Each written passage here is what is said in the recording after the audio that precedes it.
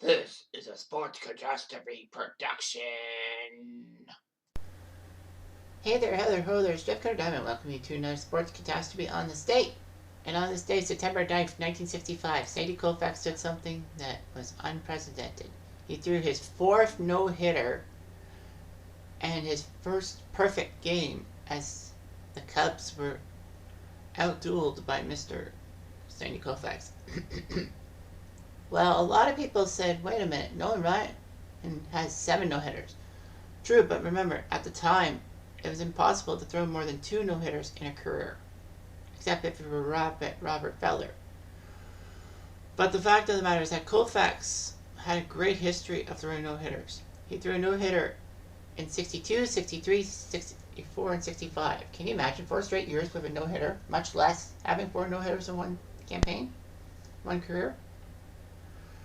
For context, Justin Verlander has 3 no-hitters. He's still active, but I don't think he'll throw a 4th.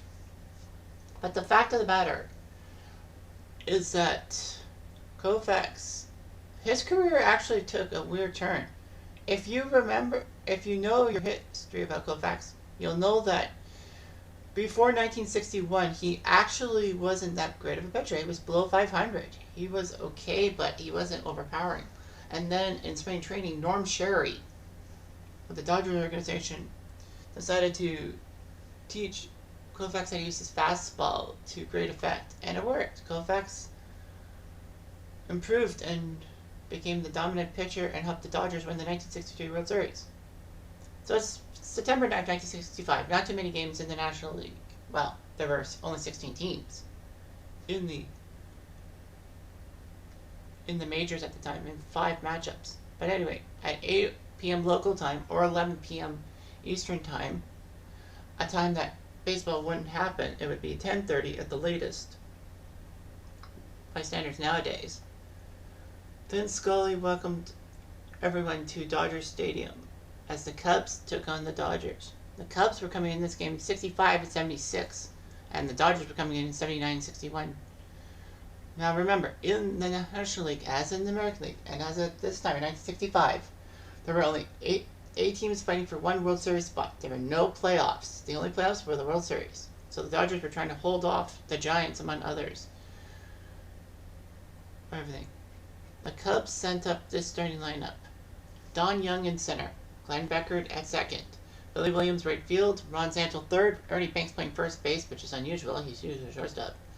Byron Brown in left, Chris Krug at catcher, Don Kessinger at short, and Bob Henley, the pitcher. Los Angeles. We have Maury Wills, Jim Gilliam, Willie Davis. Well, Wills at shortstop, Gilliam at third, Willie Davis at center, Lou Johnson in left, Ron Fairley in right, Jim Lefebvre at second, Wes Parker at first, Jeff Torberg behind the plate, and Koufax being the pitcher. Koufax looked pretty good. A pair of strikeouts in the first, a strikeout in the second, a strikeout in the third, a strikeout in the fourth, a strikeout in the fifth. But in the bottom of the fifth was when the only run in the game happened. Lou Johnson walked. Ron Fairley sacrificed Johnson the second. And then Jim Lefebvre was at the plate. But Lou Johnson decided to try to steal third off of the catcher. I can't remember his name, I forgot. But he threw it into left field, which unfortunately meant that Johnson scored 1-0 on an unearned run.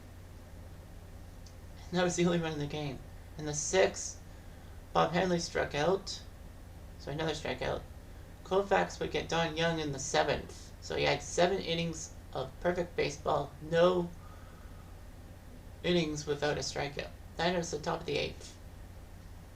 The Dodgers decided to use John Kennedy, not the former president, mind you, but for Jim Gilliam playing third base. Ron Santos struck out looking. So again, Koufax had an 8th straight inning with a strikeout. And then Ernie Banks came up and struck out swinging. And then Byron Brown struck out swinging. Dodgers couldn't do much. And all that, so anyway, that was huge. Well, Johnson's doubled to first double should have scored a run, but Ron fairly grounded out. Anyway, it was top of the ninth. Jim LaFave was replaced at second base by Dick Trasuski. Chris Krug came up to the plate and struck out swinging, so Koufax struck out at least one batter every inning. Joey Amavritiano became the pinch hitter for Kessinger because he was a veteran, but he struck out swinging. And then they went with Harvey Kuhn, soon to be manager of Harvey's Ball Bangers, the 1982 Milwaukee Brewers squad that hit home runs like it was no tomorrow. But on a 2-2 pitch, he struck out swinging. And if I can remember the quote right off the top of my head, Vince Scully says,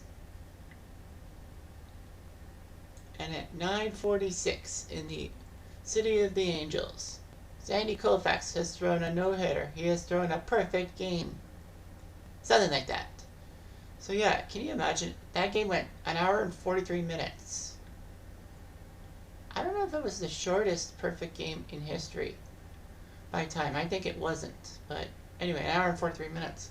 People dream of baseball games ending in less than 2 hours. Well, baseball has their hurry-up rules now, but no, that was huge. Well, Koufax did it. His fourth no-hitter, and he was an icon. Now, of course, people would be asking yourself, did the Dodgers make it to the World Series? Yes, they did. Did they win the World Series? Yes, they did. In 7 games over the Twins. It was hard because, Minnesota and LA won the first 6 games at home, and then in Game 7, it should have been a Minnesota win on home turf. Koufax was the hero. Koufax famously didn't want to pitch Game 1 of the World Series because it fell on Yom Kippur, a Jewish holiday he had to observe. And no, Koufax did not win Game 2, so you'd be thinking, oh well, Koufax would have won Game 1 anyway. Who knows, but he lost Game 2 as is. So anyway, the Dodgers still did pretty well. Koufax did not throw another no-hitter. He only pitched 1 more year, and then his elbow was getting arthritic, and he needed to retire. And of course, this is before Tommy John surgery, so Koufax hung him up with the best of them. I mean, this guy is a Dodgers icon. I think he would be is he one of the top 5 pitchers in Major League history? Well, to me, it will always be Cy Young, Randy Johnson, Nolan Ryan, Koufax,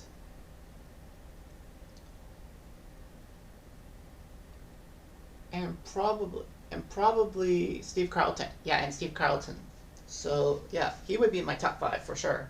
My fave 5. Is he part of your fave 5? I don't know. But anyway, I'm Jeff Diamond. I do